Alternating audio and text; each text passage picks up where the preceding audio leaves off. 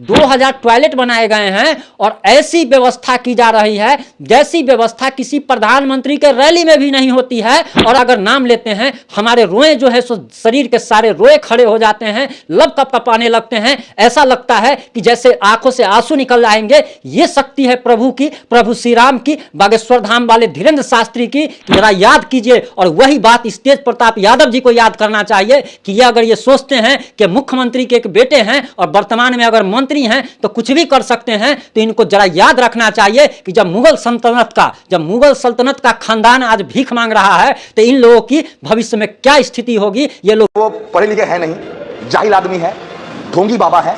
एक शब्द याद रखिएगा कि अगर यहां पे हिंदू मुसलमान कीजिएगा और हमारे आपस के भाईचारों को तोड़ने का काम कीजिएगा तो फिर डीएसएस का लाठी भी तैयार है, याद रखिएगा आप। मैं एक ही यही संदेश देना चाहता हूं कि आप तक जो कर लियो भैया उसको यहीं पे रोक दो, तुम्हारी भलाई। डीएसएस की सेना लठ लेकर तैयार है बागेश्वर धाम वाले बाबा धीरेन्द्र शास्त्री पर लठ बजाने पर, उनके समर्थकों पर लठ बजाने को। और वहीं आपको बताते चले कि बागेश्वर धाम वाले धीरेन्द्र शास्त्री के कार्यक्रम को लेकर अनोखी तैयारी जो चल रही थी वो अब समाप्ति की ओर है। और 1300 बीघा में जो पंडाल जो बन रहा है उसके बारे में और वहां पर क्या डेवलपमेंट हुआ है और कुछ नई जानकारी जो आई है उस 4 से 5 मिनट की रिपोर्ट में हम आपको बताने जा रहे हैं। तेज प्रताप यादव ने डीएसएस की पुनर्स्थापना की है और उनके प्रदेश अध्यक्ष ने एक बयान जारी कर कहा है कि उनकी सेना तैयार है और बागेश्वर धाम वाले बाबा धीरेन्द्र शास्त्री पर लठ बजाने को तैयार है। वहीं आपको बताते चले कि जो पुनर्गठन जो किया गया है डीएसएस का, उसमें संतोष रेणु यादव को भी अहम पद दिया गया है। और वही ये संतोष रेणु यादव है जो हर जाति हर धर्म के लोगों को माँ बहन दादी नानी की गंदी गंदी गालियां आकर के सोशल मीडिया पर लाइव आकर के देता है। और आप जरा सोच सकते हैं कि तेज प्रताप यादव की मेंटेलिटी क्या है जो ऐसे लोगों को प्रश्रय देते हैं। और इसी को गुंडा राज कहा जाता है। कभी वो व्यक्ति राजपूतों को गाली देता है, कभी ब्राह्मणों को गाली देता है, कभी भूमिहारों को गाली देता है। और उस व्यक्ति को बिहार के वन एवं पर्यावरण मंत्री तेज प्रताप यादव एक अहम पद देते हैं। इसी से पता चलता है कि जंगल राज नहीं बल्कि ये महाजंगल राज है। इस रिपोर्ट के माध्यम से हम एक बात अलग से कहना चाहेंगे कि कभी भी अगर आप लड़ाई कीजिए तो कभी भी अनपढ़ गवार से लड़ाई मत कीजिएगा।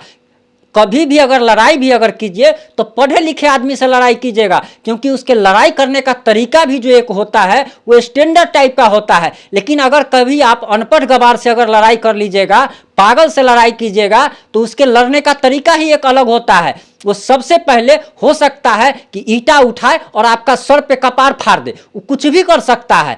अनपढ़ गवार आदमी से जीवन में कभी नहीं लड़ना चाहिए। जैसे कुत्ता अगर भौंक रहा है तो चुपचाप साइड से निकल जाइए, क्योंकि अगर काट लेगा तो 32 को सुई आपको लेना पड़ेगा, उस कुत्ता को लेना नहीं पड़ेगा। इसीलिए गुह पर कभी भी ढेला नहीं फेंकना चाहिए। हालांकि हम आपको बागेश्वर धाम वाले बाबा धीरेन्द्र शास्त्री के कार्यक्रम की तैयारियों के बारे में भी बताने जा रहे थे। और अब हम बताने जा रहे हैं कि दरअसल हमने जब ये रिपोर्ट पेश की थी कि 1300 बीघा में जब पंडाल बनाया जा रहा है तो लोगों ने माखौल उड़ाया था कि ऐसा 1300 बीघा में कैसे हो सकता है। तो जरा उन बुद्धिहीन बेवकूफ लोगों को ये कहना है कि अगर 2 कट्ठा में अगर किसी का घर अगर बनता है तो सिर्फ 2 कट्ठा में रूमें नहीं बनता है। रूम ही सिर्फ 2 कट्ठा में नहीं बनता है, बालकनी भी होता है, दरवाजा भी होता है, गाड़ी लगाने के लिए गैरेज भी बनता है। तो पंडाल कहने का मतलब ये नहीं था कि 1300 बीघा में पूरा पंडाले बन रहा है, ठीक ना। तो बेवकूफ लोग कुछ कह रहे थे आकर के, उनको समझाना चाहते हैं कि 1300 बीघा में सिर्फ पंडाल नहीं बन रहा है, 1300 बीघा में गैरेज भी बन रहा है।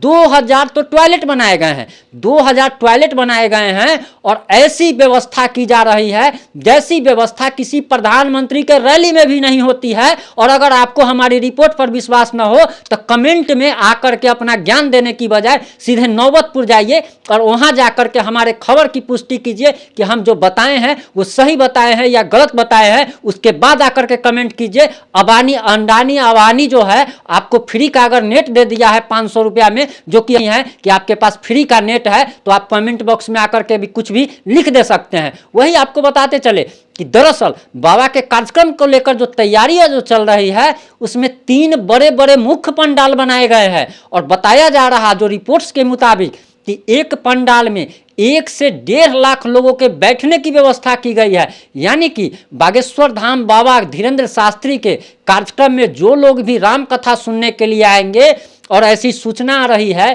कि एक दिन में 3 से 5 लाख लोग सुनने आएंगे और उनको किसी प्रकार की कोई दिक्कत ना हो, इसके लिए सारी व्यवस्था की जा रही है। गैरेज बनाए जा रहे हैं, पार्किंग बनाई जा रही है, ताकि अगर कोई व्यक्ति, अगर कोई श्रद्धालु अगर गाड़ी से आता है उसको कोई दिक्कत ना हो। पानी पीने की ऐसी व्यवस्था बनाई गई है कि 5,000 जो है वो नलकूप बनाए जा रहे हैं, जहां से ठंडा पानी निकलेगा। और अभी आप समझ सकते हैं कि गर्मी कितनी पड़ रही है।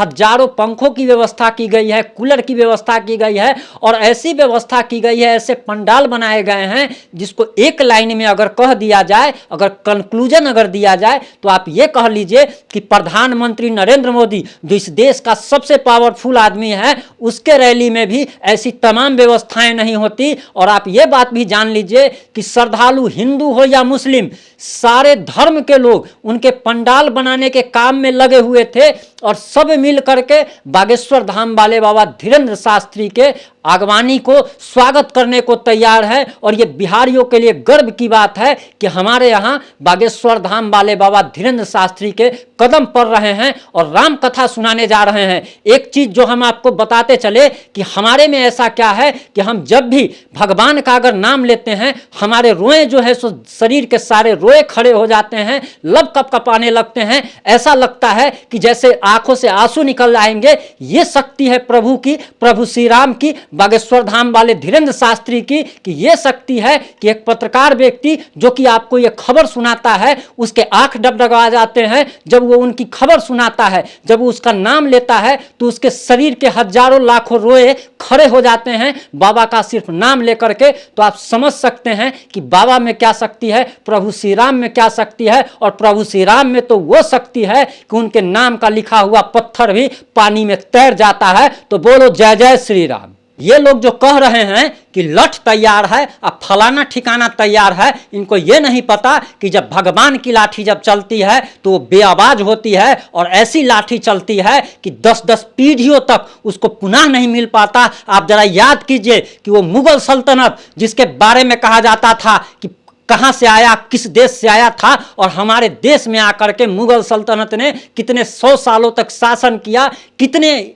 आताताइयों ने आकर के शासन किया। और कहा तो यहां तक जाता है कि हिंदू धर्म के लोगों को तलवार की नोक पर धर्म परिवर्तन कराया जाता था। लेकिन आज देख लीजिए कि आपको खबर आती होगी कि बहादुर शाह जफर का जो है उसका खानदान का व्यक्ति आज भीख मांगता है, आज भीख मांगता है। कहां गया वो मुगल सल्तनत, जरा याद कीजिए। और वही बात तेज प्रताप यादव जी को याद करना चाहिए कि ये अगर ये सोचते हैं कि मुख्यमंत्री के एक बेटे हैं और वर्तमान में अगर मंत्री हैं तो कुछ भी कर सकते हैं, तो इनको जरा याद रखना चाहिए कि जब मुगल सल्तनत का खानदान आज भीख मांग रहा है तो इन लोगों की भविष्य में क्या स्थिति होगी ये लोग नहीं जानते हैं। और इन लोग ये भी बात भूल चुके हैं कि जब इन लोगों की मृत्यु होगी, मृत्यु सबकी निश्चित है। आज हमारी बारी है तो कल आपकी बारी है। लेकिन एक बात जान लीजिए कि यही लोग जो ब्राह्मणों का विरोध करते हैं, इनका पिंडदान भी कोई ना कोई ब्राह्मण ही कराएगा। और इनके जब भी मृत्यु होगी तो यही बात बोला जाएगा